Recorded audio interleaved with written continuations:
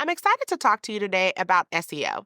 Now, what does SEO mean? What goes into it? And let's go and break this down a little bit more for you.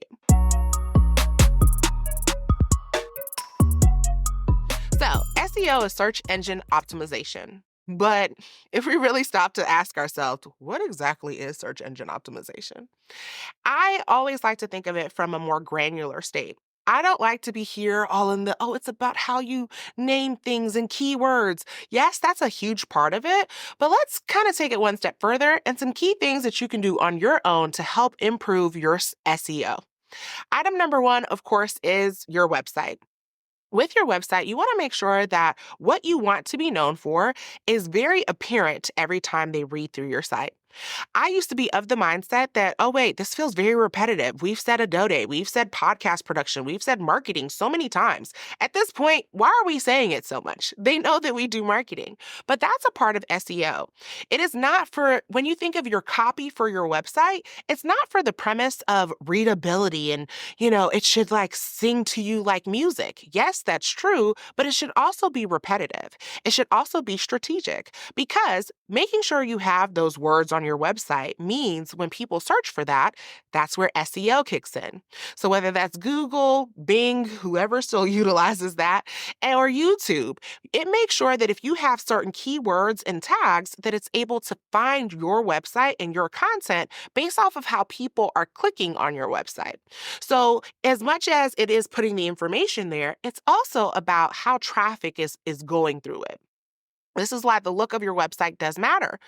The thing about SEO and keywords, though, is being strategic. So, for example, I'm going to use us for this whole video as an example for our SEO strategy.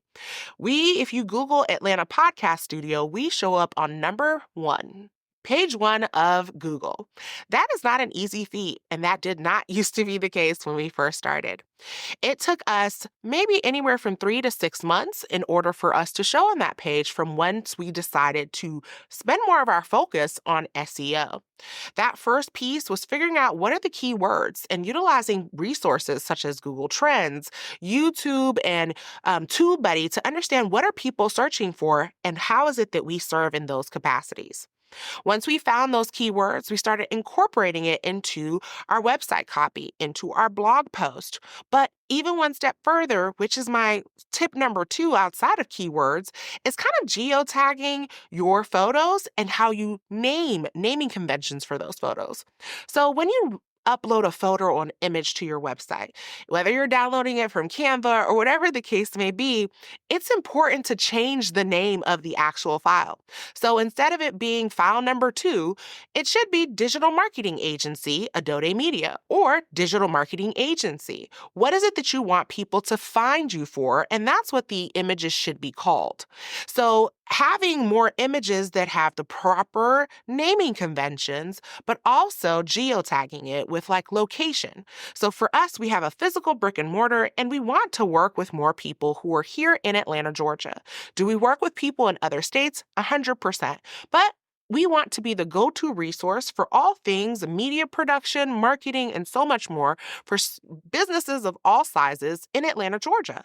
So our geotags and our naming conventions also have Atlanta in it. If you go to book our podcast studios, every image on those pages indicate Atlanta Podcast Studio, Atlanta Podcast Studio. So that this way, when anybody searches for Atlanta Podcast Studio, there's so many bits of content on our website that says Atlanta Podcast Studio that it's only right for us to be on page one because clearly they're like, you have to be talking about this place. And that's what you're trying to achieve. Then there's your website content. So we've talked about your keywords, we've talked about geotagging and naming conventions of items you place on your website, but there's also the content. This is why you'll probably get tired of hearing me talk about blogs, but this is why blogging is so important because it infuses all of these elements. Think about it. In a blog post, you'll put an image to reference to something. That image will also have a geotag. It will also have the naming convention. You'll also have keywords. You'll also have content. And then for Google to pick it up, they typically recommend anywhere from 1,500 to 2,500 words. Now, it's also dependent on what type of business or content you're creating, but that's just as a general. So imagine you've infused all these pieces over 2,000 words. It allows for more reach.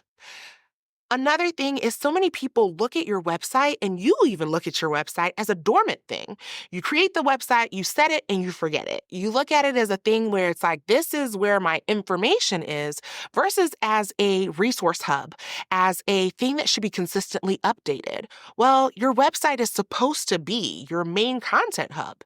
So if you update your website more frequently, whether that's with blog content, podcast episodes, photos from events, whatever the case may be, you're more likely to be found by Google, because Google's like, oh, these people are really doing stuff. They're active. They're constantly putting information out there. This has to be the place I should send you to, versus this place who set their website 2 years ago and never came back to update another single thing. So the frequency in how you put information out there really does matter. Next up is your website headers. Now, hear me out when I say this. Oftentimes, we don't think of what we're calling a page or what we're putting at the top of the page or the headers in those sections.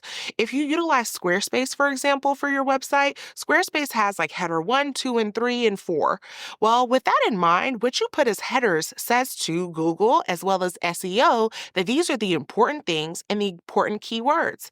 I know it's easy to put catchy phrases and things that just sound a lot, instead of actually putting things that are SEO rich and keyword rich for people to find you. So if you do branding and design, podcast production, for us, our podcast page for our studio literally says podcast studio rental.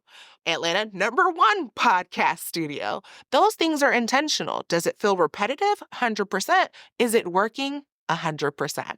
So I think when we think of content and writing, we think of how we talk. But SEO is not based off of how we speak. It's about how you create an ecosystem for the words and how they find you. Last but definitely not least, an honorable mention here is Google profile. So if you have a business, and sometimes I even feel as a content creator, you should make sure that you are set up as a business. That's a whole another video for another day. But as a business owner, you want to make sure that your Google profile is up to date. Your address, you should be asking your patrons and people who utilize your services to leave a review. This makes a difference because it also further tells Google that this is a reputable business. They have hours of operations, they have their website, and they even have updates, because your Google profile also allows for you to place updates there. So if you place a photo on your website, you can go over to your Google profile and indicate that there is an update, and it further helps boost your reach. So let's do a quick recap. Not in the exact order in which I said them, because I'm not going to lie, at this point, I don't remember the order. Item number 1 is your keywords. And so that's, how you are naming things, how you are going through and infusing that into the copy on your website and even on your social media. Item number 2 is geotagging and labeling images on your website. You'll hear me say website a lot because it has a lot to do with how we drive SEO back to your home. Item number 3 is your website content. That's everything from blog posts to podcast posts to event updates, any updates that you are putting out on your website on a regular basis.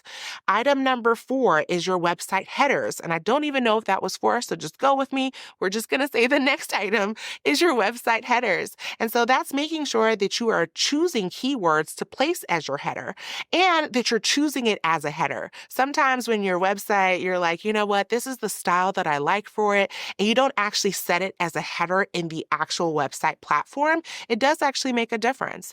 And last but definitely not least is your Google profile.